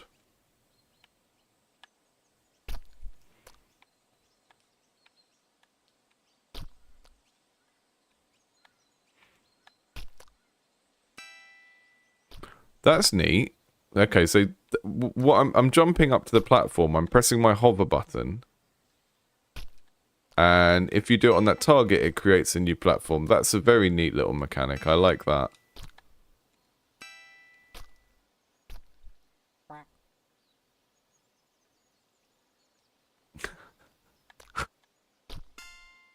Can jump again in the air, double jump. Okay, so the wise frog is dishing out all of the like special abilities that I get. He's a jump master. Oh, so this is like this is the frog is training me. It's like a Yoda thing, or like a Karate Kid type thing, because the frog is a jumping creature, and an octopus doesn't normally jump. So an octopus needs to go through a rigorous training regimen to be able to jump. Okay, that's cool. You got quite a lot out of those two mechanics of the double jump and the hover, and using the hover to activate things. Yeah, I'm always a bit wary when I see the phrase puzzle platformer, just because it tends to be, you know, someone makes a platformer and then sticks some buttons in it or something. That's a really neat set of core mechanics already that we've just seen in the first tutorial level.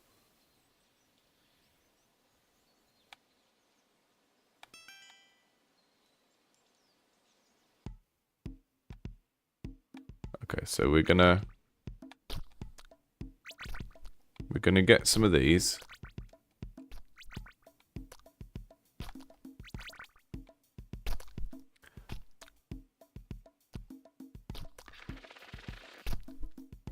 Don't know what that is, but I presume it's worth more than an ink. I don't know how the octopus economy works. Okay. Next level. With this machine, you can use the ink to get more ink jumps or a longer hover time for this level. Okay.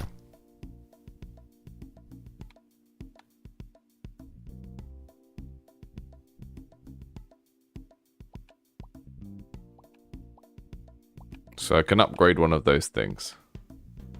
Do I have to? Oh, I see. Okay. So you can see that little interface. It's like a up and down incremental thing of like how powerful you want the two things to be. So you spend the ink to kind of make yourself an easier mode, or it may be that there are some levels that you have to do the upgrade for, or you just can't do them, and it's a case of working out which one you need. That's a neat idea. Oof. But at the moment, I'm failing just because I'm jumping into things that I shouldn't jump into. So I'm not. I don't want to upgrade anything just yet.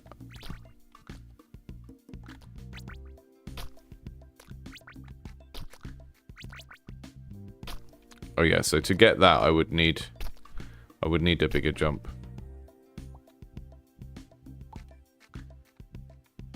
Did that work? Did I do it?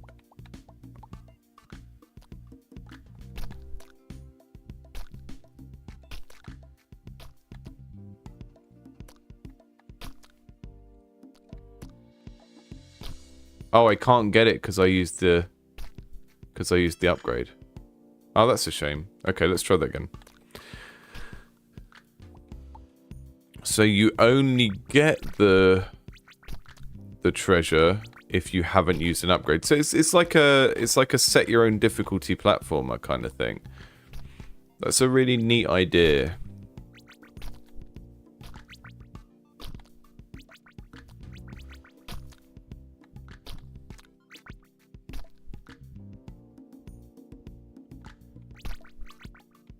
Yeah, I think when you explain the machine, you just need a way to explain it with less words, I think.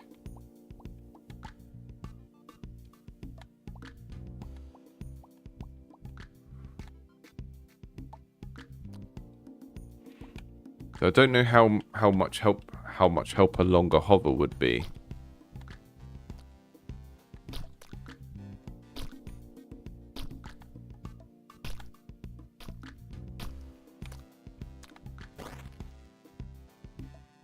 Cool idea though. One of the things that you'll find is like there's a distinction in game design between complexity and complicatedness, right? Of like complicatedness is like when things appear to be like complex, and complex is when they are actually complex, right? And often you'll find sometimes helper mechanics can make things seem more complicated than they are. And if you compare Mario and Kirby for an example, right? Kirby was much more designed around trying to make something that little kids could play. But if you look at it, there's way more interface, there's more features, there's more stuff that Kirby can do than Mario can do. But it's a much more forgiving game for for someone to play, because it's like it's just got like things where you can kind of like flap to save yourself, and you've got like a life bar so you don't die immediately all the time like you do in Mario. This is kind of giving me Kirby vibes, where some of the features make it seem more complicated than it is, but they're actually there to help you, kind of thing.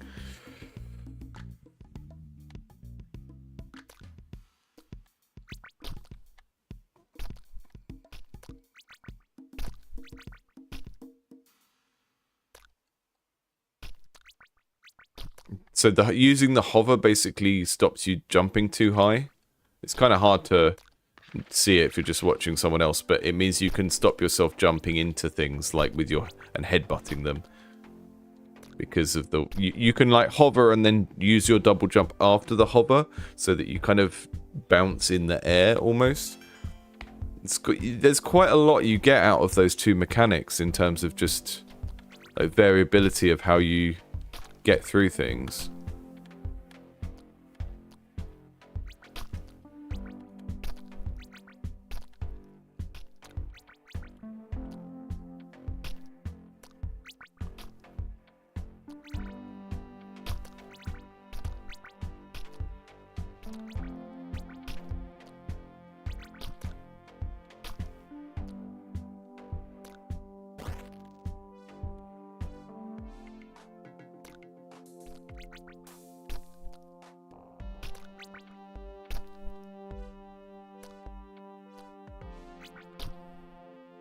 Very much feels like the way it looks, the art style feels very like a PC platformer, like the original Duke Nukem game and stuff like that.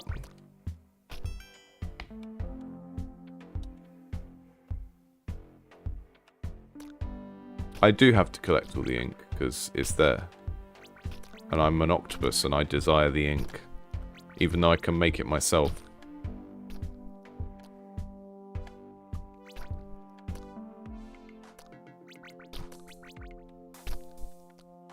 Or James Cod is the other one I'm thinking of when I say PC platformer, which maybe wasn't a PC platformer, but that was my experience of it. James Pond Robocod. Same sort of art style.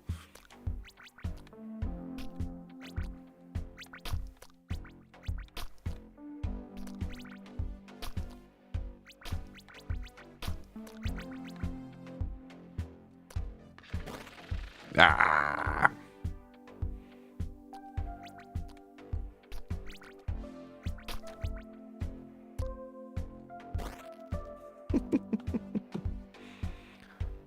Yeah.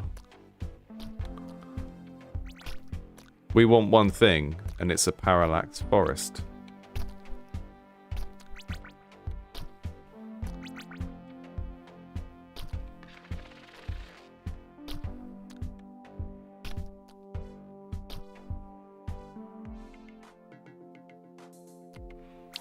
No, I think the upgrades are like a setting that you put on for each level using the machine. So it's like giving yourself a handicap on that level, I think. I'm not sure.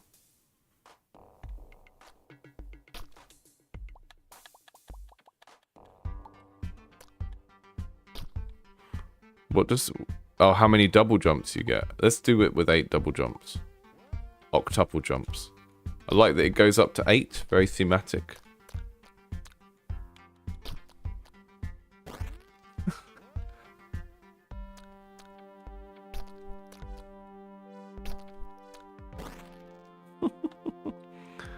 I like that when you upgrade the jump, it starts to feel like a Spelunky jetpack or something, rather than just jumping more times.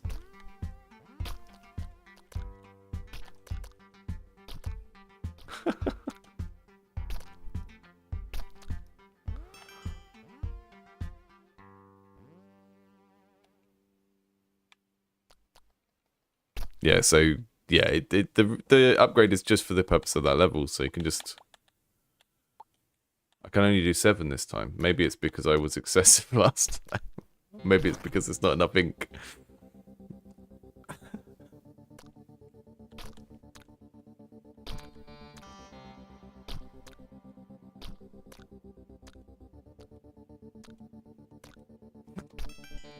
It's the perfect platformer.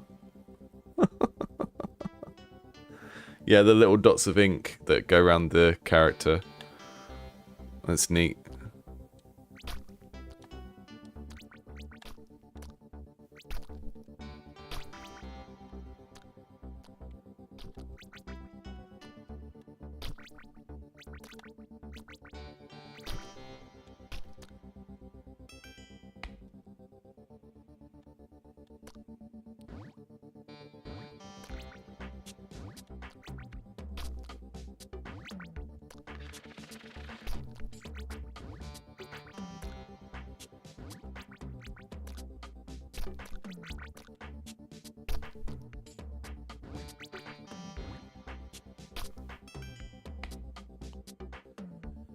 Yeah, it's neat. There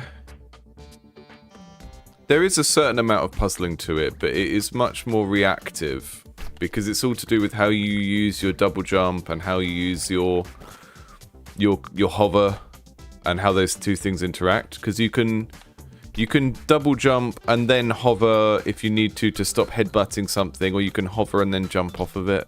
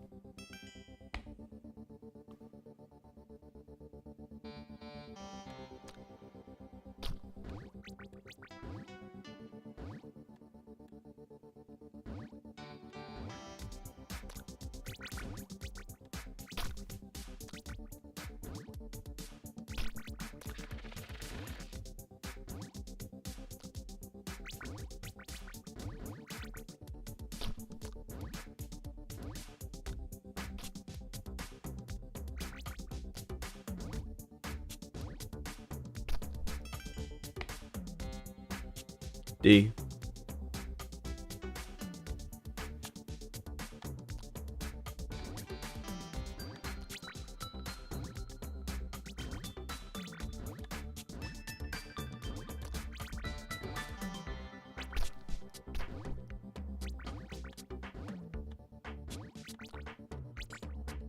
Big fan of these boingies.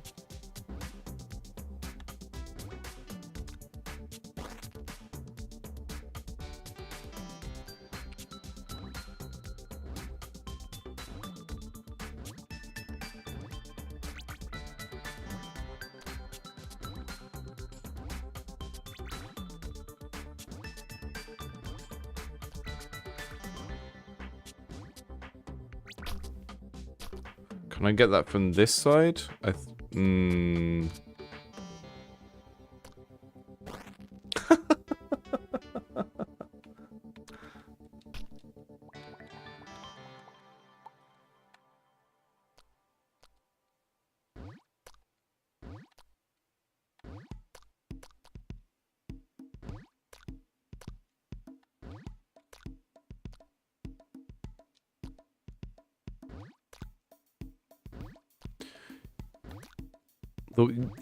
This approach to difficulty is really a really cool idea because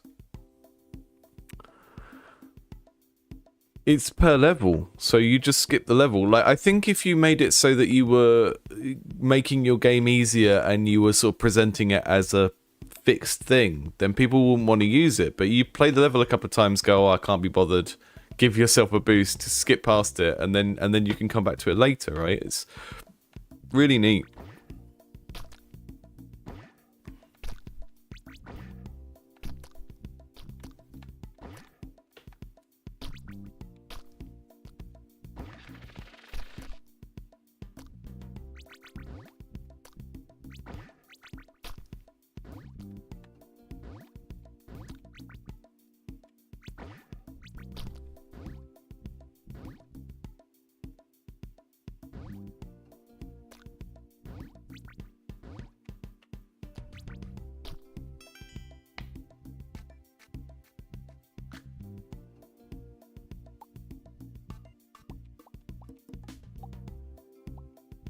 Buy things. I can buy things with my green coins, so this is my reward for doing the levels properly and collecting the things.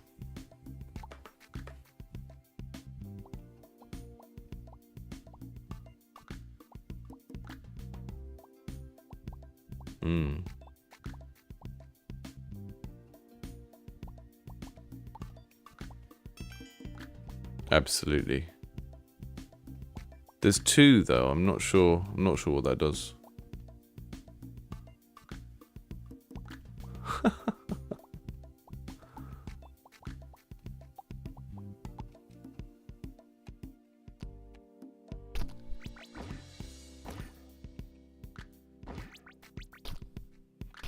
Hovering above them and waiting to drop on them is very satisfying.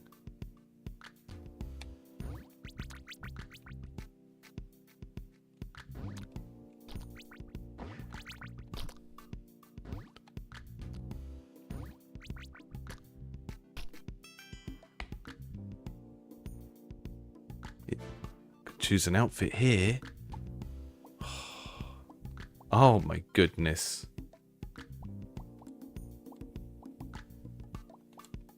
Amazing.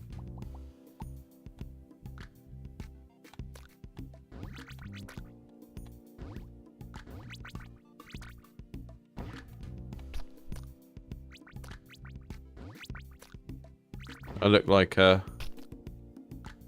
mutated shy guy.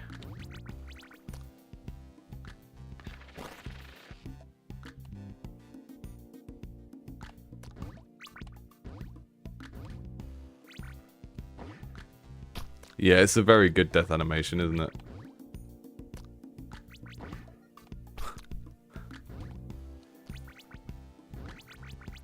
It's always a really interesting one how you handle like cartoon violence and like the tone of it.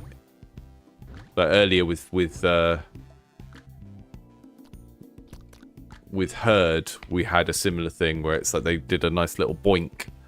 And it kind of was weirdly satisfying, even though it's the thing you're supposed to avoid. It's always hard to work out how to pull that off in a way that feels okay in a sort of cutesy cartoon world.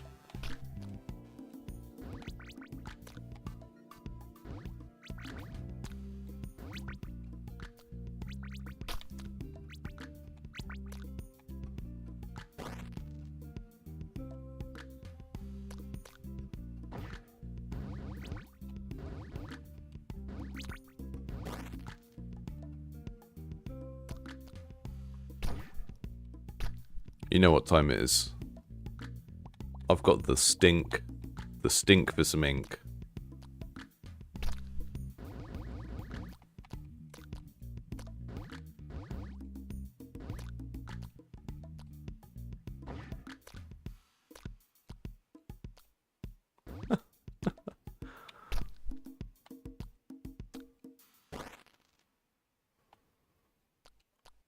And it doesn't, you know, using the upgrades doesn't automatically make the thing easy to win. It just makes it easier.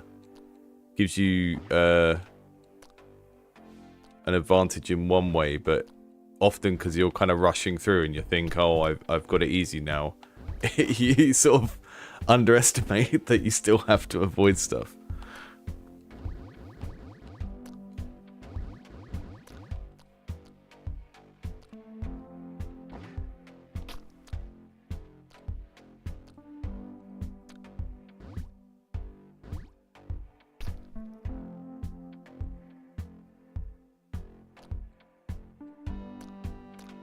Blah. Blah.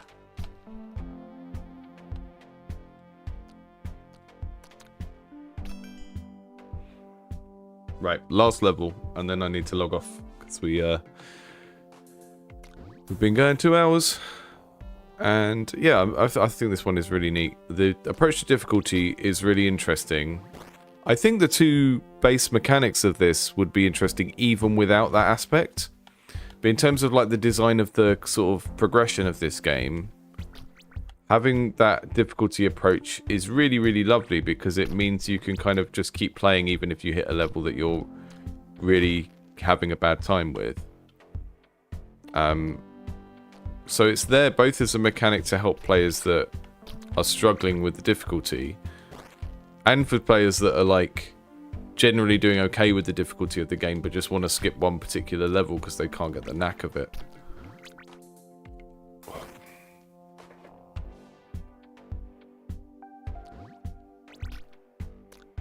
And it's a nice use of the theme, the way that the ink is tied to everything.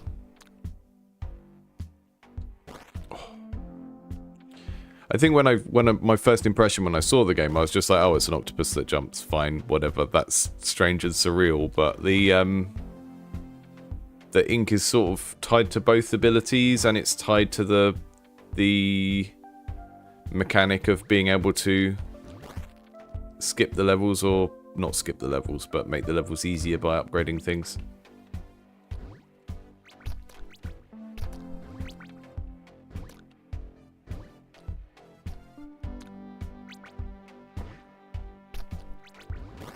Ah.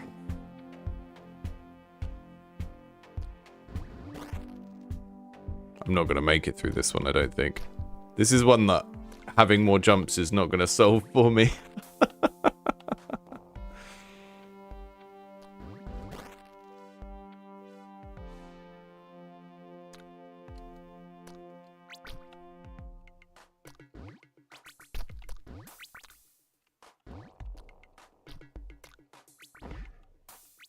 So this level is all about using the hover to avoid going too high, because bouncing off of things like the balls and the enemies is going to kill you. Oh!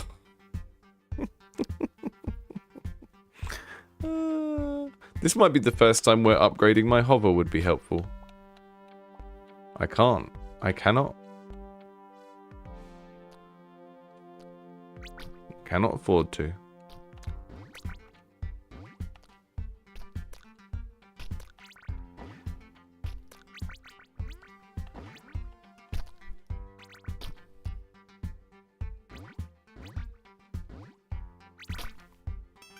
Well, hey. Yeah, that was Octo Jump. All of the games that I've played today will have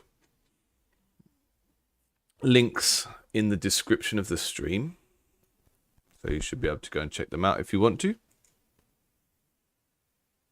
I think I am slightly tilted.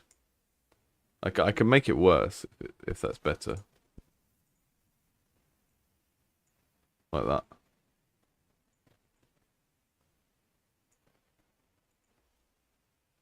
I'm going to forget it's like this and then start up the stream later with this angle. But that's fine. You know. We like to break new ground here. And 45-degree angle streaming is a groundbreaking new thing that we're trying here. No, thank you. That was a neat little game, and you can see from here there are a bunch of different like variations in the environment and stuff as the game goes on, but we didn't get past the forest, so looks like there's quite a lot here, which is nice to see.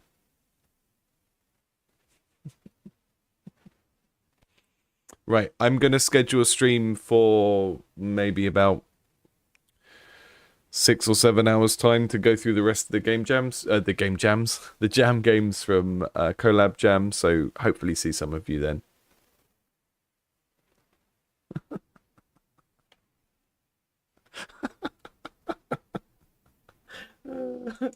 This is just how I normally look. This is my normal rotation.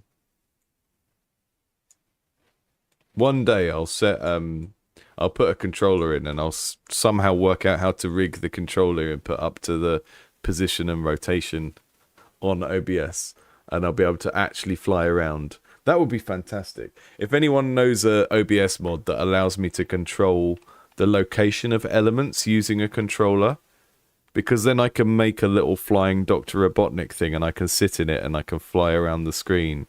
And I won't have to like click on myself and do this. I can do it with my Xbox controller. That would be the future. Maybe I'll just lie and say that's what I'm doing. Maybe I'll build the graphic for it and I'll be like, "Ooh, look, I'm moving myself around." And some people will just fall for it.